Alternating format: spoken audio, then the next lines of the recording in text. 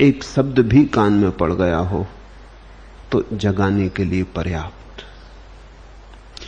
इतने इतने ढंग से अष्टावक्र और जनक ने वही वही बात कही। शायद एक बार चूको तो दूसरी बार हो जाए, दूसरी बार चूको तो तीसरी बार हो जाए। नई नई बातें नहीं कही हैं, नए नए ढंग से भला कही हो। मौलिक बात एक थी कि किसी भांति द्वंद्व के पार हो जाओ, द्वंद्वातीत हो जाओ तो महासुख की वर्षा हो जाए। महासुख की वर्षा हो ही रही है, तुम द्वंद्व के कारण उससे वंचित रह जाते हो। सुख बरस रहा है, तुम्हारी गगरी फूटी है तो तुम भर नहीं पाते।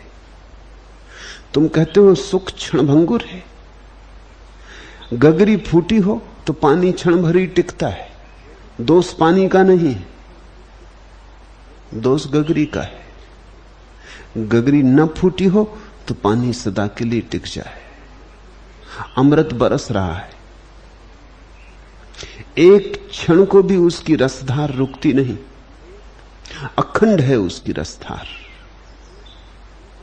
लेकिन हम द्वंद्व में उलझे हैं तो चूक जाते हैं। एक तरफ दर्दीला मातम, एक तरफ त्योहार है।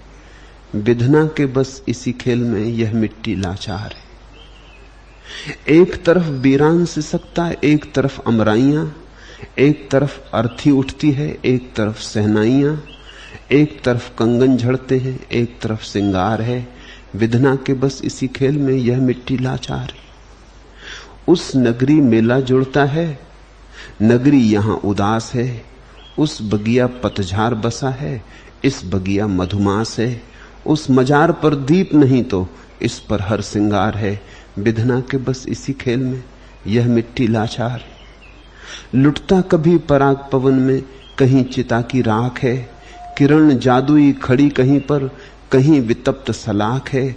एक तरफ है फूल सेज पर, एक तरफ अंगार है। विधना के बस इसी खेल में यह मिट्टी लाचार है। ऋण पर है अस्तित्व हमारा, उम्र सूद में जा रही।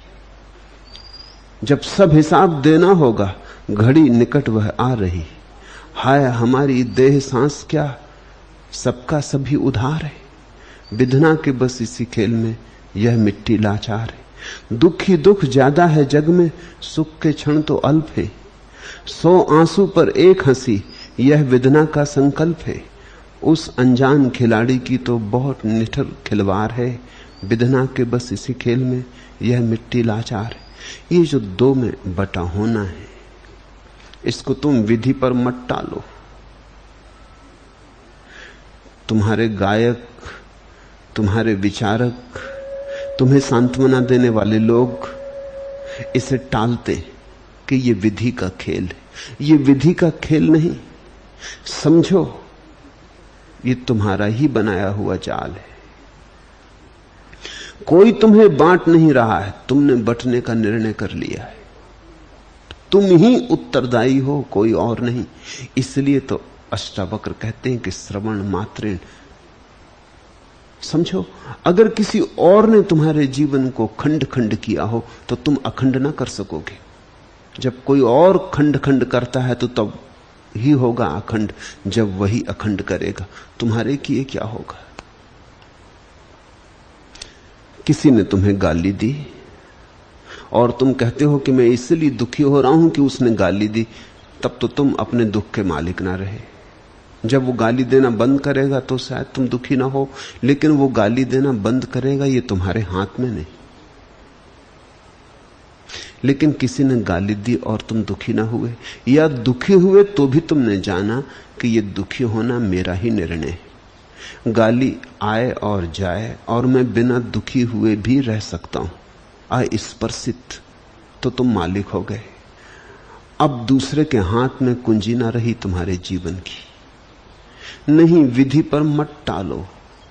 बात तो सच है कि जीवन दो में बटा है, लेकिन तुमने बांटा है, किसी भाग्य ने नहीं। बांटने की तरकीब को पहचान लो तो तुम अनबटे हो जाओ, और तुम अनबटे हो जाओ तो वही तो सारे योग का लक्ष्य, सारे अध्यात्म की आकांक्षा। एक हो जाओ, अद्वय हो जाओ, दो न रह जाएं। रात और दिन दो न रहे, जीवन और मृत्यु दो न रहे, सुख और दुख दो न रहे। इन दोनों में तुम्हें संभाव आ जाए, तुम इन दोनों में एक को ही देखने में समर्थ हो जाओ। ये हो सकता है, थोड़े साक्षी बनने की बात है।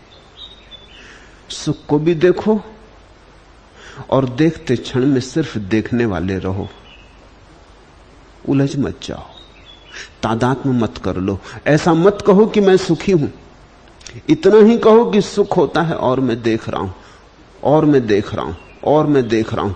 तुम्हारा देखना अछूता खड़ा रहे, करता ना बने, भोगता ना बने। दुख आए तब भी देखो, दुख है, देख रहा हूं। कांटे चुभे कि फूल मिले, देखते रहो। धीरे धीरे अपने को दृष्टा में स्थिर कर लो, धीरे धीरे अपने केंद्र पर खड़े हो जाओ। कोई भी आए, तुम्हारी अंतर शिखा कंपित